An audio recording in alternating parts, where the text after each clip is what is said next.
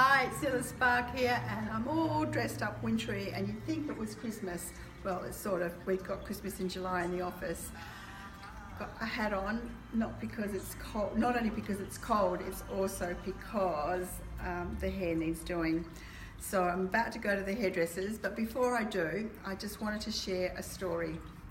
It's a story that I'm a little bit embarrassed about, but at the same time it's got a very valuable lesson. This is a $1,000 passport. You're probably wondering, what? A $1,000 passport?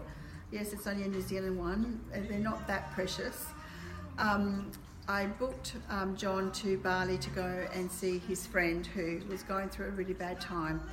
And I booked his tickets, not a problem, and then he was about to go on the Saturday, and on the Thursday night I was in the office. It was about 5:45, and I don't know what made me think about his passport, but I thought about his passport. I went, I wonder if his passport's got enough validity, and oh my God, I looked and his passport was expiring in June.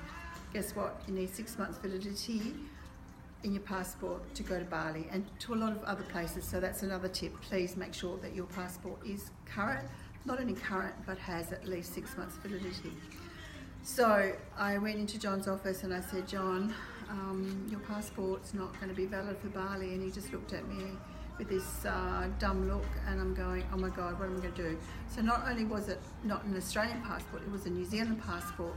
So it wasn't as if John could rush up to Perth, go to the Australian consulate or the passport office in Perth and get a new passport. It was a sleepless night. Woke up at 5 o'clock. Well, I slept in another room actually, so that I could wake up at 5 o'clock, ring New Zealand, couldn't get through. Then I went to bed and I said, I've got to wake up at 7, ring Sydney. The long story short is from 7 o'clock in the morning till 10 o'clock, with the help of Danielle in the office, we were able to get John's passport application done, sent, and it arrived back in Perth at midnight on the Friday night. John had his passport in his hand on the Saturday morning to go to Bali on the Sunday. So anything and everything is possible. It can cause you a bit of stress, and that's probably why I need to have my hair coloured very often, because it was a few greys. So this is Zilla Spark with a tip. Please, please, please check your passport validity. Make sure that it has at least 6 months validity, because you just never know that something might happen that you have to go urgently, and I don't want anyone to go through the stress and the torture that I went through. And one other thing that I forgot to tell you, to get it back to us on that same day, it cost $600 for the courier. So not only did it cost $400 for the passport, it also cost $600 for the courier. Hence, no, it's not laden in gold. This is the $1,000 passport.